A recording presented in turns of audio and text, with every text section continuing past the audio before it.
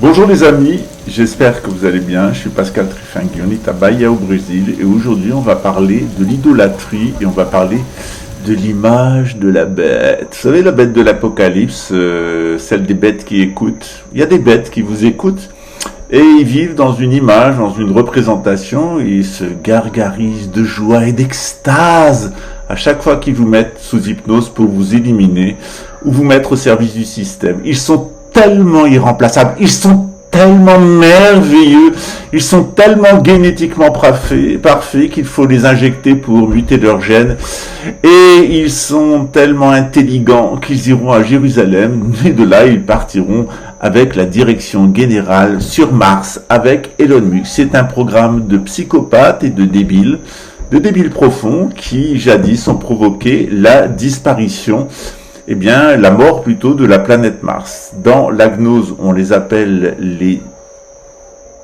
anges déchus et les Elohim, et leurs fils sont évidemment les Néphilim, les ancêtres des héros du passé, et en particulier des Cananéens, des constructeurs de mégalithes, et de leurs descendants que vous connaissez aujourd'hui sous le nom de Sodomites, d'Édomites, de Cananéens, et plus récemment de Turco-Mongols, de Khazars, de Ouïghours, etc. Lorsqu'ils pratiquent les religions traditionnelles, notamment du monothéisme, il n'y a pas de problème avec eux, ça fait des super rabbins ashkénazes, ça fait des super imams ouïghours, mais lorsqu'ils apostasient, ça fait des psychopathes comme Albert Einstein, comme Sigmund Freud, comme Bill Gates et comme bien d'autres, et notamment Charles III d'Angleterre. On n'en a pas fini avec cette race de dégénérés et d'apostats, puisque ça finira à Jérusalem, pas avec la direction générale, non, mais avec Harry d'Angleterre, l'antéchrist et le faux prophète Elon Musk. Alors on va replacer tout ça dans le cadre du bouddhisme, puisqu'aujourd'hui on va parler du bouddhisme comme antidote. Pourquoi est-ce que le bouddhisme nous protège des images de la bête?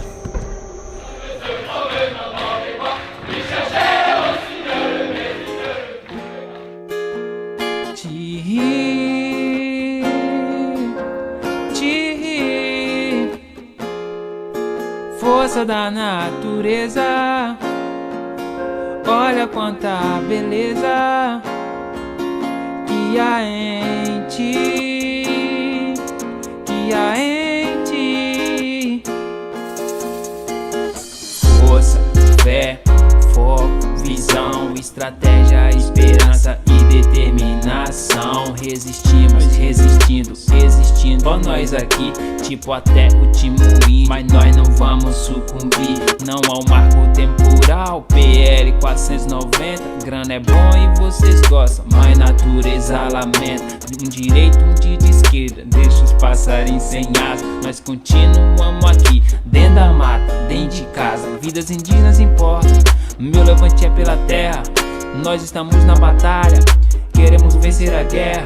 No Ante, Apuangue, no Ante, força, Apuangue, esperança, Ti,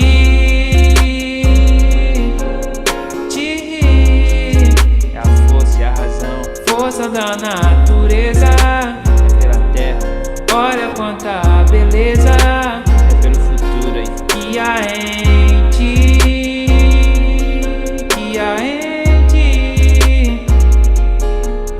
Uou, muita fé, vamos aí.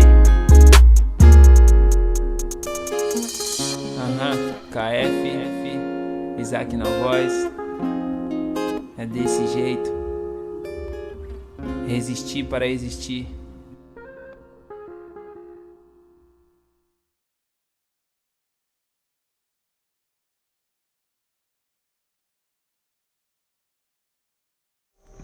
Le Bouddha avait interdit les représentations des forces cosmogoniques et des images célestes sous la forme de statues.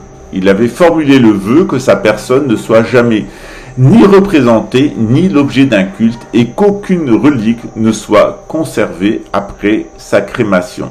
Hélas, une dent est restée, la fameuse dent du Bouddha. C'est pour ça que le Bouddha a très certainement une dent contre les pratiquants du bouddhisme de Ceylan, qui sont les seuls à avoir une forme de bouddhisme irrégulière.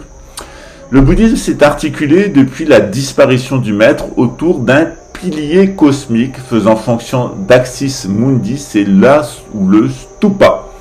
Sa forme inclut les 5 éléments qui forment l'espace, l'air, le feu, l'eau et la terre, dans leur représentation géométrique, le cube, la boule, la pyramide, le bol et le joyau céleste.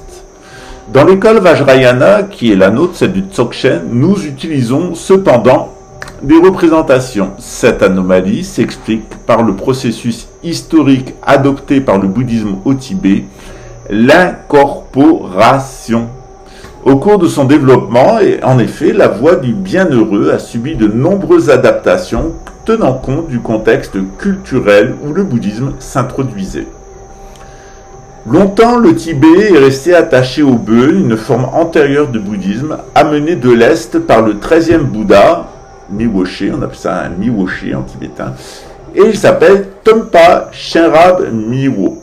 Les pratiquants du Mahayana étaient éconduits et le Dharma peinait à s'installer dans l'Himalaya. Il aura fallu toute la sagesse du Guru Rinpoche Padmasambhava, celui qui est né dans un lotus, un maître du shivaïsme du Cachemire, pour conjuguer les deux traditions, Bön et bouddhiste Sakyamuni, en un seul ensemble cohérent. Il deviendra le Dzogchen, la grande perfection, une forme appelée par la suite le Mahamudra, la grande union. Dzogchen, c'est le terme dans ma lignée, celle des Nyingmapa, et Mahamudra est le terme dans ma première ligne, celle des Kagyupa. Nyingmapa, c'est les anciens, Kagyupa, c'est les vertueux. Vous savez tout. Welcome to the Tibet. Dans le bouddhisme de Sakyamuni, le Dzogchen a repris des concepts fondamentaux. Donc, qu'est-ce que le Dzogchen a repris? Eh bien, dans le bouddhisme du Bouddha Sakyamuni. Il a repris les phénomènes, le concept que les phénomènes n'ont aucune réalité fondamentale. Nous vivons dans une illusion. Tous les phénomènes sont vides. Si on cherche Pascal quelque part, on va trouver Pascal nulle part. Il n'y a rien en moi qui s'appelle Pascal. C'est un phénomène complètement vide, complètement conceptuel. C'est impermanent, rien que les cellules de mon corps, elles sont remplacées en l'espace de 7 ans. Donc, où est mon corps, puisqu'il se remplace à chaque instant et que dans 7 ans, il y en aura un nouveau. Et tous les phénomènes sont interdépendants, ils ne sont pas isolés, tout fonctionne avec tout le monde. C'est une sorte de partouze où il n'y a personne, il n'y a rien qui dure et tout le monde est avec tout le monde alors qu'il n'y a personne. C'est pour ça que dans le bouddhisme, le monde est une illusion corporelle, c'est ce qu'on appelle Maya. Cette illusion est perçue de manière différente selon qu'on est un être éveillé ou que l'on s'identifie à son être mondain.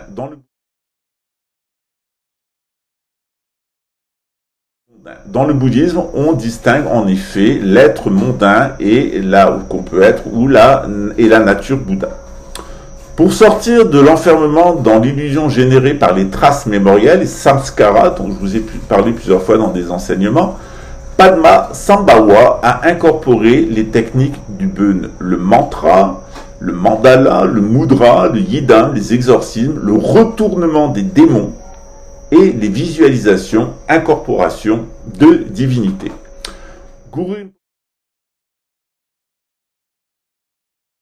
Voilà le petit schéma en question. Comme vous le voyez, il y a notre être corporel qui est ici en rouge. Et puis notre être corporel, il va se doubler d'un être subtil. Or, cet être subtil, normalement, il est connecté à notre source métaphysique. Et lorsqu'on est connecté à notre source métaphysique, eh bien, on a un vécu éveillé.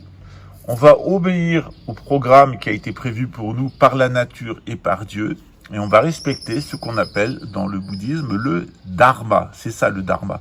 Le dharma, c'est accomplir des actes qui sont conformes à notre nature psychique et à notre nature corporelle. On fait ce qui est bon pour notre corps, on fait ce qui est bon pour notre âme, en connexion avec l'esprit. C'est ce qu'on appelle le vécu éveillé. On est pleinement éveillé, on fait que des actes bénéfiques, et ces actes bénéfiques, eh bien, ils sont conformes à notre nature individuelle, ils sont conformes surtout à notre nature métaphysique.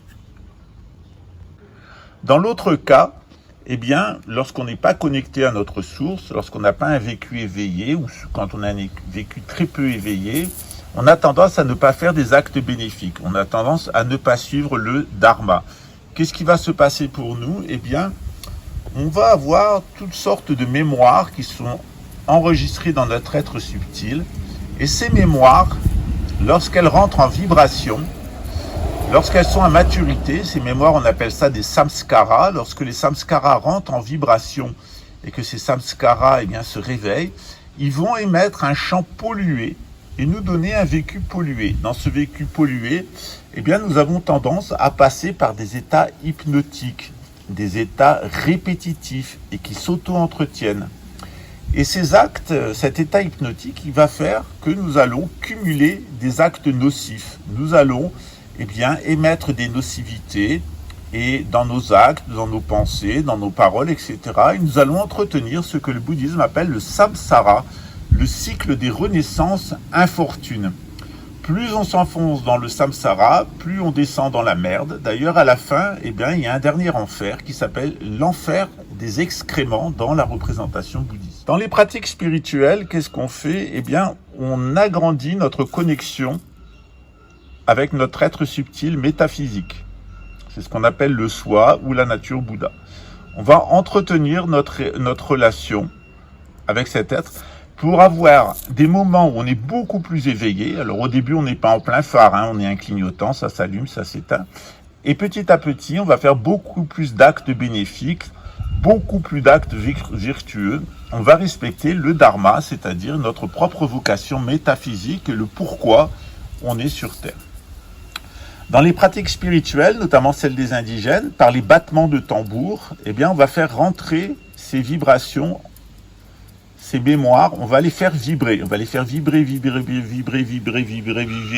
au son du tambour et avec les plantes des indigènes. Pourquoi? Parce qu'à l'intérieur de ces petits nœuds, de ces petits éléments de mémoire, il y a aussi de l'énergie subtile, il y a aussi une dimension métaphysique. Et l'objectif, c'est de libérer ce qui est métaphysique, ce qui est sain et qui est bon à l'intérieur de ces mémoires. Une fois que cette petite boule intérieure d'énergie, de vibration, de conscience est libérée, qu'est-ce qui se passe? Petit à petit, ces petites mémoires, elles sont effacées. Et ça a un effet direct sur notre santé physique, mentale, et on se sent mieux, on peut même guérir de certaines maladies. C'est pour ça que les indigènes ici, ils ont toutes sortes de rites qui sont faits avec eux, et nous on a des rites dans le bouddhisme qui visent à libérer le potentiel de mémoire à l'intérieur, le potentiel d'éveil à l'intérieur des mémoires. On ne va pas chasser ces mémoires, Au contraire, on va les ouvrir et récupérer le potentiel spirituel que nous avions perdu. Et puis ces mémoires, elles vont se décomposer d'elles-mêmes, elles vont suivre un espèce de cycle de décomposition. Et au gré de ce cycle de décomposition, elles vont pénétrer. Donc on a les mémoires qui vont partir et elles vont aller au plus fond du samsara, dans le monde des excréments, l'enfer des excréments, qu'on appelle aussi l'enfer froid, l'enfer des excréments, ou que les juifs appellent les clifos. Guru Rinpoche a en quelque sorte purifié le bön de la sorcellerie pratique, c'est une genre de pratique égotiste, et l'a dirigé de nouveau en pratique d'éveil et de réalisation. En effet, le bön n'était plus une pratique d'éveil, était une pratique pour bien vivre, pour se soigner, pour la divination, etc. Il n'y avait plus de dimension verticale, il n'y avait plus qu'une dimension horizontale. Et c'est ce qu'a apporté Guru Rinpoche, Padmasambhava. Il a apporté cette dimension verticale.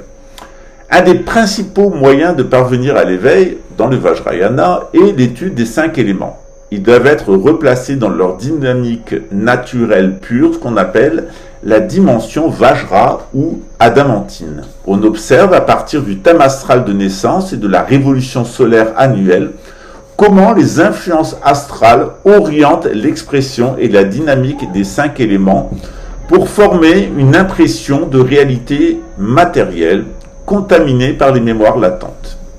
Cette perception, sur la base de l'ego, sur la base de ces mémoires, de ces latences, elle est complètement endoctrinante. Elle pousse à expérimenter son identité comme un ego et non comme une individualisation de la nature Bouddha. Alors je vais vous donner un exemple pour que ça soit plus clair. L'image la plus simple pour percevoir ce mécanisme est la suivante. La nature Bouddha est la mer. L'individu est la goutte. Et les conditionnements du samsara, du cycle des existences, des renaissances, des redevenirs, sont les impuretés contenues dans l'eau. La saisie égotique consiste à se croire séparé de la mer. Je suis moi distinct de la mer et des autres gouttes d'eau. Donc non seulement je ne suis plus la mer, mais en plus je suis distinct des autres. Peu à peu, l'individu va se vivre comme une accumulation d'impuretés et s'identifier à elle. C'est-à-dire, on oublie qu'on est la mer, on oublie que les autres sont aussi des gouttes d'eau comme nous, et on va s'identifier, ce qui va faire notre différence par rapport à la mer et par rapport aux autres. La mer, on ne veut plus en entendre parler, on perçoit que des individus. C'est ce qu'on possède, ce qu'on a enregistré, ce qu'on se croit être, etc. Donc on s'identifie à tout ce qu'en nous est mémoriel et tout ce qui est possession, des possessions physiques, des possessions psychiques. Dans ce contexte où l'individu s'identifie au mémoriel, il est susceptible de possession, c'est-à-dire de voir son flux de conscience dirigé par quelqu'un qui a plus de tonicité ou plus de mémoire. On conçoit facilement qu'un individu puisse être assez fort physiquement pour imposer sa volonté. C'est le viril, allez tiens, voilà, viens là, suce-moi le BITE. Voilà, il impose sa volonté. Ou donne-moi tes petites fesses, chérie. Mais ça vaut au niveau psychique. Il y a des personnes qui vont nous intimider au niveau psychique par leur savoir, par leur culture, etc. Donc on se laisse intimider. On peut même se faire mettre sous hypnose. On conçoit facilement qu'un individu puisse être plus fort qu'un autre et lui imposer sa volonté. Toi, le petit, là, viens là et porte mes affaires. Ça, c'était dans la cour de l'école. Ça vaut au niveau psychique. Au niveau psychique, certains individus, ils ont plus de savoir, ils ont aussi plus de connaissances, plus de relations, et ils vont arriver à imposer leur volonté. Il y a aussi l'hypnose, tout simplement, une femme charmante qui fait avec ses seins, elle peut vous imposer sa volonté, et c'est vous qui allez sortir la carte bancaire. C'est pareil avec un mec qui a des gros bras, la fille, elle est en extase clitoridienne ou vaginale, et effectivement, c'est pareil, elle va se faire avoir. Certains individus sont dotés d'un important charisme. Si ce charisme s'exerce dans le domaine traditionnel, le charisme formera un pont vers le domaine métaphysique. Généralement, c'est ce qu'on appelle un gourou, un vrai gourou, un lama, un être spirituel. C'est quelqu'un qui a un tel charisme que son charisme va inciter les autres à prendre le même chemin de lui. Alors quand c'est quelqu'un qui est dans une voie traditionnelle, c'est par exemple un grand lama, un grand gourou, un grand maître spirituel, s'il vous conduit vers Dieu, s'il vous conduit à plus aimer les autres, il est un très bon chemin. Son charisme est tout à fait positif, il va vous amener vers le domaine métaphysique, le domaine de la mer, et va vous faire comprendre votre interdépendance avec les autres.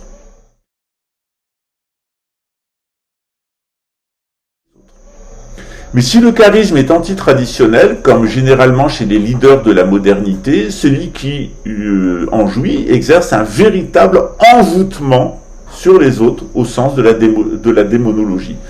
Le vrai enseignant spirituel, il est un pont vers Dieu et un pont vers les autres.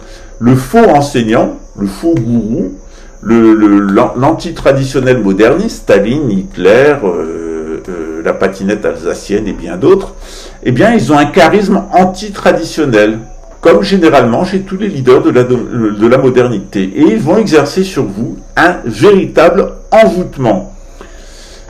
Au bout du processus, celui qui envoûte les autres au sens de la démonologie, il est capable de déclencher l'action de processus vitaux et mémoriels depuis le domaine préternaturel, celui des génies et des démons. C'est-à-dire qu'il va faire un pacte avec les génies et les démons qui vont détruire votre ordinateur, vous provoquer un accident de voiture, amener une personne erronée en la possédant près de vous pour vous nuire. Ça existe, ça s'appelle l'envoûtement par la sorcellerie, l'envoûtement démoniaque par l'anticharisme ou le charisme antitraditionnel.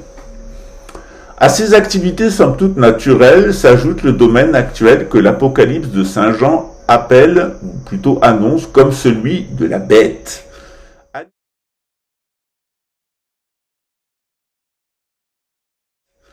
Animée par la terre, c'est-à-dire l'électricité, la bête entend marquer au front la reconnaissance faciale, au doigt, la biométrie, ses esclaves, en leur attribuant un nom basé sur le nombre 666, c'est donc l'identité numérique. Cette action ne s'arrête pas là, puisque la bête gouverne par l'image, c'est-à-dire la représentation extérieure et intérieure que vous avez de vous-même, des autres, de Dieu et du monde. Un exemple.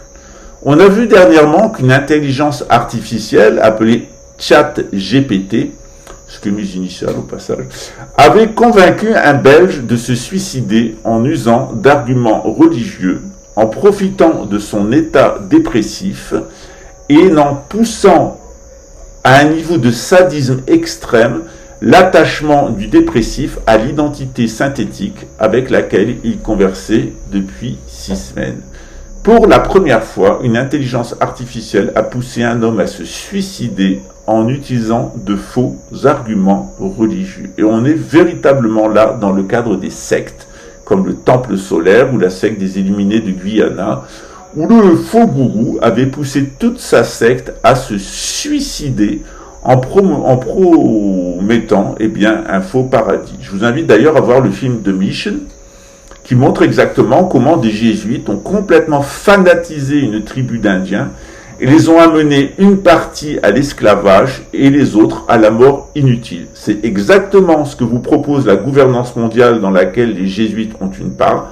C'est soit de devenir les esclaves de vos maîtres édomites, sodomites, cananéens, soit de vous suicider au nom de la religion. Outre des hologrammes et des technologies de voice to school, on fait vibrer vos os avec des micro-ondes pour que ça parle dans votre tête, qui vont falsifier les mécanismes religieux d'apparition divine et de voix céleste, la modernité s'appuie principalement sur la représentation que l'individu a de lui-même, l'auto-estime.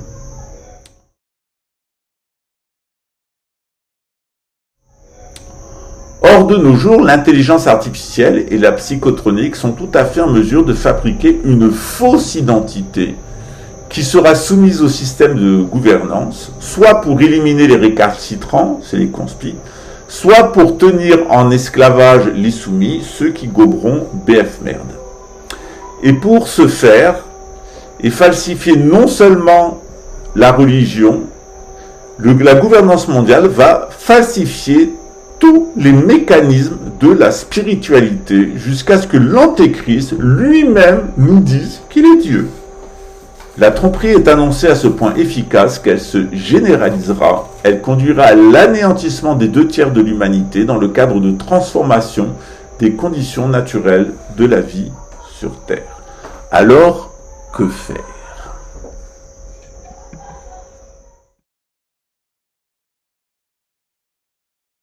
Eh bien, dans ce contexte débilitant, où vous avez des gogoles qui ont été cherchés dans les poubelles de la société, à qui on a mis une identité synthétique, qu'on met dans des bureaux pour faire des écoutes, les bêtes qui écoutent, à qui on a mis une identité synthétique, qu'ils croient qu'ils font partie d'une élite suprême dans une expérience sociale qui va détruire la criminalité guignolache. Ça s'appelle la criminalité des guignols. Ça, c'est la bande de psychopathes de la police et de l'armée luxembourgeoise, mais ils ne sont qu'un laboratoire du 4e Reich. C'est une bande de crétins qu'on est allé charger dans les poubelles de la génétique. Principalement, ce sont qu'une majorité de gènes néandertaliens à qui on fait croire qu'il va avoir une gouvernance mondiale, qu'elle va avoir sa capitale à Jérusalem, où ils iront avec la direction générale parce qu'ils sont des élus de Meine Juncker, et que là, ils iront sur Mars avec le muscle parce qu'ils seront parfaits génétiquement, et que dans leur tête parlera l'intelligence artificielle est là. Alors, pour accepter un tel programme, il faut quand même être un fils de pute et pas savoir le nom de son père, c'est-à-dire être complètement pollué à la naissance et bien ne pas savoir que Dieu existe. C'est exactement pour ça qu'ils sont allés chercher le crochant. parce que genre, le gros idiot du village, et j'ai quelqu'un, moi. Ben, il avait tellement développé une identité synthétique, et il vient d'une femme qui était tellement souillée, et un père qui était tellement un crétin qu'il savait pas qui il était. Et c'est ce que nous a dit Pédowski quand il est arrivé. Je sais pas qui je suis, j'ai jamais su qui je suis, alors je préfère obéir. Voilà. Ben, il a découvert qui il était, et c'est bien qu'il l'assume publiquement. Il est le fils d'un le fils d'un capot de camp de concentration nazi. Il a violé sa fille pendant des années qu'il a séquestrée, et puis il a avorté les fruits de leur inceste avec sa femme, aussi diabolique que lui. Voilà, tu sais qui tu es au niveau de l'ego. Quand tu as compris que ton ego c'est une grosse merde comme toi et ta femme, eh bien tu peux rentrer dans un processus de reconstruction. Mais pour ça, eh bien il faut assumer publiquement et socialement qu'on est le fils d'un camp de concentration, qu'on est un pédophile, qu'on atteinte à la sécurité nationale, qu'on a fait du trafic de drogue, ce que tu as fait, qu'on est en fait un gros connard. Mais nous, les gros connards dans le bouddhisme, les gros charbons comme toi, les gros boulets, on en fait aussi des diamants. Mais pour ça, il faut mettre la pression. Et c'est le rôle d'un enseignant spirituel. Et c'est exactement ce que fait le bouddhisme Vajrayana, parce qu'il offre tous les outils nécessaires à la survie. D'abord, on refuse les images, et quand on les accepte, on sait qu'elles sont illusoires et on les utilise. D'autre part, on perçoit la réalité, ou ce que les gens appellent la réalité matérielle, comme en vérité une illusion. Nous avons les moyens de démasquer cette illusion matérielle, et nous avons aussi les moyens, de démasquer le concept du moi. Moi, je, j'ai quelqu'un là, quelqu'un, ben non, t'es rien, personne n'est quoi que ce soit, on est tous dans le non-égo. Et on comprend mieux pourquoi la gouvernance mondiale assiste autant depuis Blavatsky pour présenter une version fallacieuse du bouddhisme à travers la théosophie puis les sectes du New Age, où le Bouddha a été remplacé par le bouddhique. On peut même dire la même chose des religions du livre, où Dieu a été remplacé par le divin, le Christ par le christique et Mohamed par le mohamédique.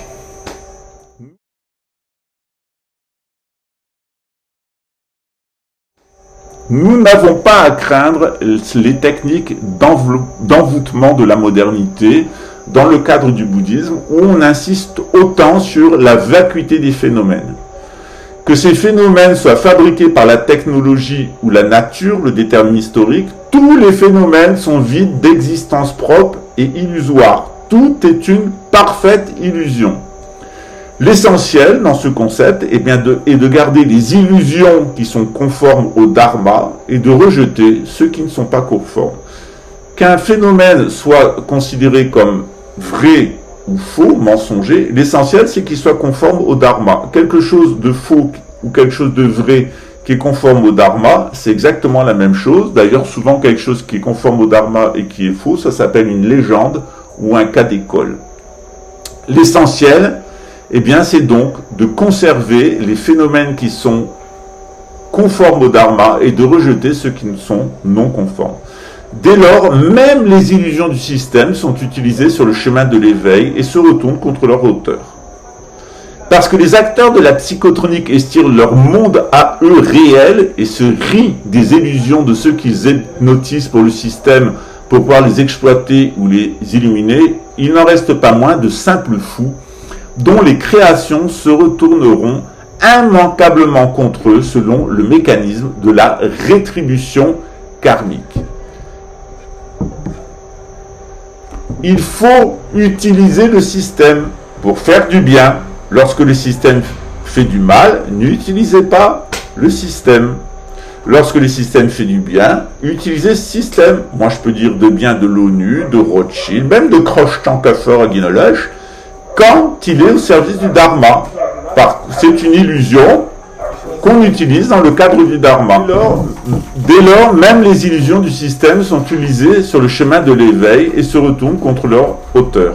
Parce que les auteurs de la psychotronique estiment leur monde réel et se rient des illusions de ceux qu'ils hypnotisent pour les exploiter et les éliminer, ils n'en sont pas moins de simples fous dont les créations se retourneront immanquablement contre eux selon les mécanismes de la loi de rétribution karmique. Il faut utiliser le système pour faire du bien. Qu'une chose soit considérée comme réelle ou illusoire, ça n'a aucune importance quand on est bouddhiste. Il faut tout simplement qu'elle soit conforme au dharma. Ceux qui utilisent le système pour faire le mal seront le plus mal lotis au jour du jugement, parce que leur propre soi-disant réalité n'est en fait qu'une illusion. On se demande même dans quelle mesure les acteurs de la psychotronique et les acteurs du système n'en sont pas les plus grandes victimes. Ils participent d'une sorte de film Insight, où ils ont le tort de croire leur réel ou leur niveau d'expérience comme vrai, et celui des autres qu'ils créent comme faux. Mais même leur réalité à eux est une fausse réalité, mais comme ils sont des fous, ils ne le savent pas. Celui qui vit lui-même dans l'hypnose et l'illusion peut effectivement hypnotiser et illusionner une autre personne sur un quelconque registre. Il n'en reste pas moins que ce sont une bande d'illusionnés, illusionnés tout simplement par le déterminisme historique et leur propre vasana, et aussi les gens qui eux sont parfaitement conscients de ce qu'ils font, qui les dirigent. Leur niveau de pseudo-réalité est certainement leur châtiment, quoiqu'également tout aussi illusoire. Ils s'y enferment et ils le renferment à chaque instant en y asservissant les autres. Bref, le plus fou est certainement celui qui traite le sage de fou. C'est écrit dans la Bible, la sagesse des dieux est folie pour les hommes, et la sagesse des hommes est folie pour Dieu. Alors vous, de quel côté vous vous situez? Est-ce que vous pensez que le monde réel, ou soi-disant réel, est une réalité? Eh bien non, dans le bouddhisme, c'est une illusion. Quant aux illusions samsariques qui sont générées par la psychotronique, le système avec ses hologrammes, etc., il n'en reste pas moins une illusion, une autre sorte d'illusion, une illusion artificielle, mais une illusion. Or, dans le bouddhisme, nous avons tous les moyens pour non seulement démasquer cette illusion, mais en plus utiliser ces illusions au service de l'éveil. C'est généralement ce que j'ai fait, même avec un gros balourd comme le Croche-Casseur et toute la bande des décérébrés et des psychopathes sadiques, vicieux et pervers de la police et de l'armée luxembourgeoise. Je les utilisais en permanence pour conforter mon propre éveil et obtenir ceux des autres. Nous récolterons les fruits du dharma et de l'éveil. Eux, ils récolteront les fruits pourris de leur pseudo-réalité, et leur pseudo-réalité les amènera dans l'océan de merde, où on est crucifié en tête en bas, qui est certainement l'enfer le plus bas, l'enfer froid des excréments, et de l'autre côté, l'enfer froid des armes. Pour l'instant, l'Occident, avec sa psychotronique, va vivre l'enfer chaud, l'enfer des armes, c'est l'enfer de la guerre, et après, vous allez vous réveiller dans un enfer froid de la glaciation, avec tous les résultats de la pollution génétique, chimique, atomique, qui laissera l'Occident comme un état de boue rempli d'êtres faméliques. Il suffisait tout simplement aux élites dirigeantes de rester traditionnelles et de guider convenablement l'humanité. Dans ce contexte, dans le bouddhisme, nous avons tous les instruments pour non pas nous opposer à la gouvernance mondiale, mais manipuler la gouvernance mondiale et la mettre au service de l'éveil. Ça évite de devenir complotiste, ça évite de se soumettre au système. On peut utiliser tout ce qui est autour de nous pour démasquer les concepts de base de l'ego. C'est-à-dire que tous les phénomènes sont vides. Nous vivons dans la vacuité. Tous les phénomènes sont aussi interdépendants. Et tous les phénomènes sont impermanents. Quand on a compris ça, ils peuvent s'exciter autant qu'ils veulent derrière leur microphone, avec leur casque sur les oreilles, en faisant des rapports bidons, en s'exclasant qu'ils sont des grands génies de l'humanité. Ils ne sont en réalité que de pauvres psychopathes. Et le pire, c'est qu'ils sont même pas capables de s'éveiller suffisamment pour comprendre qu'ils sont des psychopathes. C'est là leur châtiment, c'est-à-dire le châtiment du porc. Le porc vit dans l'ignorance, simplement agité par ses désirs et par ses aversions. Et vous, porc, coq, serpent ou éveillé? Rendez-vous dimanche 2 avril pour une initiation à Tianrezi. Ciao.